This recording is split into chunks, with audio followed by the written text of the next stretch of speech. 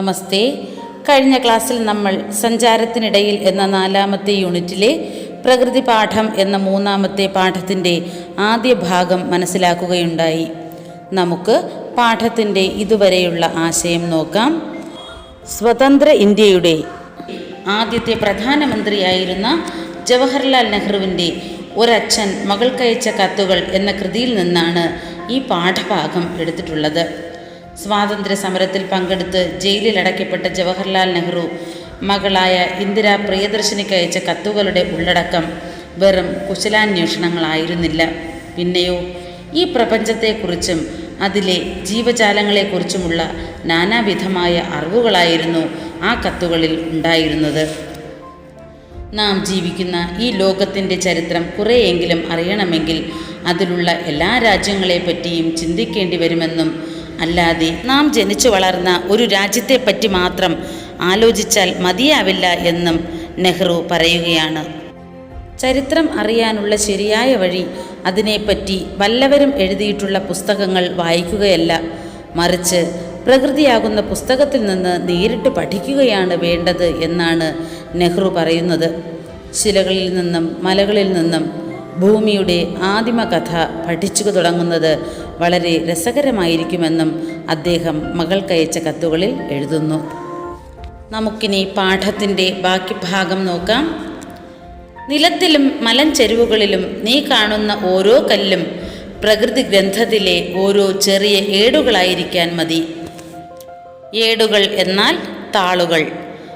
അത് വായിക്കാൻ നിനക്കറിയാമെങ്കിൽ അതിൽ നിന്ന് ചില സംഗതികൾ ഗ്രഹിക്കുവാനും സാധിച്ചേക്കും. ഹിന്ദി, ഉറുദു, ഇംഗ്ലീഷ് ഇങ്ങനെയുള്ള ഏതു ഭാഷയും വായിക്കാറാകണമെങ്കിൽ ആ ഭാഷയിലെ അക്ഷരമാല ആദ്യമായി പഠിക്കണം. അതുപോലെ തന്നെ കല്ലുകളും പാറകളുമാകുന്ന ഗ്രന്ഥങ്ങളിൽ നിന്ന് പ്രകൃതി ചരിത്രം വായിക്കണമെങ്കിൽ പ്രകൃതി ഭാഷയിലെ അക്ഷരമാല പഠിക്കണം. ഈ പ്രകൃതി ഭാഷ അല്പാൽപ്പം വായിക്കുവാൻ നിനക്ക് ഒരു പക്ഷേ ഇപ്പോൾ തന്നെ അറിയാം. ഉരുണ്ടതും മിനുമിനുത്തതുമായ ഒരു ചെറിയ ഉരുളൻ കല്ല് സൂക്ഷിച്ചു നോക്കുമ്പോൾ അത് നിന്നോട് ചിലതെല്ലാം പറയുന്നില്ലേ?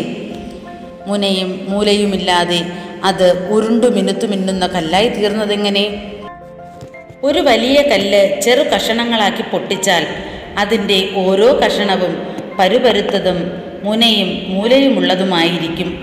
അത് ഒരിക്കലും ഉരുണ്ടുമിനുത്ത കല്ലായിരിക്കില്ല.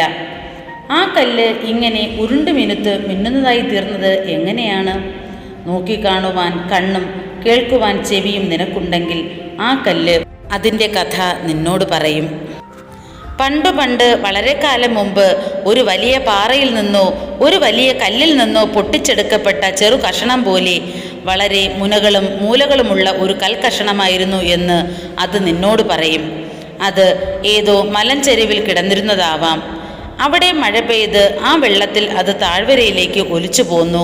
പിന്നെ ഒരു മലയരുവിയിലൂടെ ഒലിച്ചൊലിച്ച് ഒരു ചെറിയ നദിയിൽ ചാടി.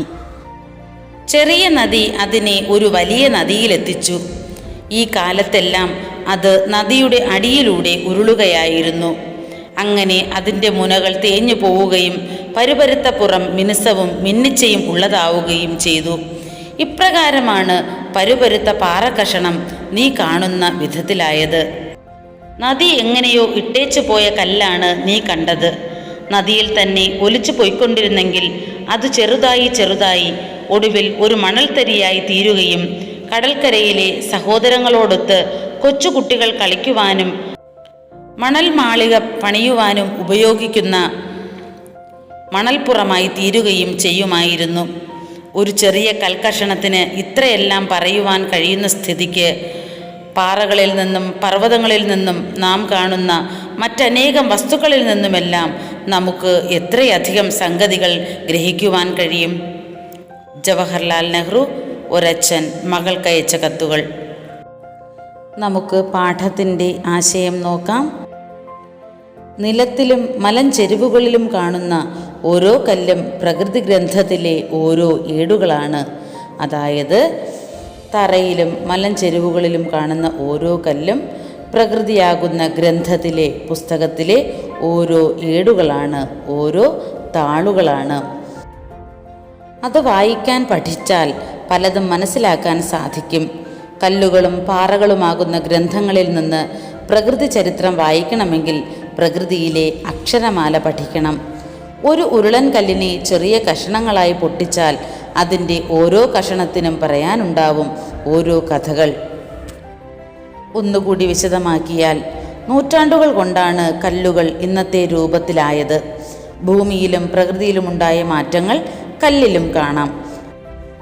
അവയിൽ നിന്ന് നമുക്ക് പ്രകൃതി ചരിത്രത്തിൻ്റെ ചില അധ്യായങ്ങൾ മനസ്സിലാക്കാൻ സാധിക്കും. അതുകൊണ്ടാണ് ഓരോ കല്ലും പ്രകൃതി ഗ്രന്ഥത്തിലെ ഓരോ ഏടാണ് എന്ന് പറയുന്നത്. ഉരുണ്ടതും മിനുമിനുത്തതുമായ ചെറിയ ഉരുളൻ കല്ല് ചിലതെല്ലാം പറയുന്നുണ്ട്. അതിൻ്റെ രൂപം മുൻപ് ഇങ്ങനെയായിരുന്നില്ല. പരുപരുത്ത കല്ല് നീണ്ട യാത്ര നടത്തിയാണ് ഈ രൂപത്തിലായത്. നദിയിൽ ഒഴുകിപ്പോയിരുന്നെങ്കിൽ അത് ഇപ്പോൾ മണൽത്തരിയായി മാറുമായിരുന്നു. ഒരു ചെറിയ കൽക്കഷണത്തിന് ഇത്രയും പറയാനുണ്ടെങ്കിൽ പാറകളിൽ നിന്നും പർവ്വതങ്ങളിൽ നിന്നും നാം കാണുന്ന മറ്റനേകം വസ്തുക്കളിൽ നിന്നും ധാരാളം കാര്യങ്ങൾ നമുക്ക് പഠിക്കുവാൻ കഴിയുമെന്നും ജവഹർലാൽ നെഹ്റു ഓർമ്മിപ്പിക്കുകയാണ്. ശാന്തമായ മനസ്സിന് കൂട്ടാണ് എന്നും പ്രകൃതി. അതുകൊണ്ടാണ് പ്രകൃതിയാണ് ഏറ്റവും വലിയ പാഠപുസ്തകം എന്ന് ജവഹർലാൽ നെഹ്റു എഴുതിയത്.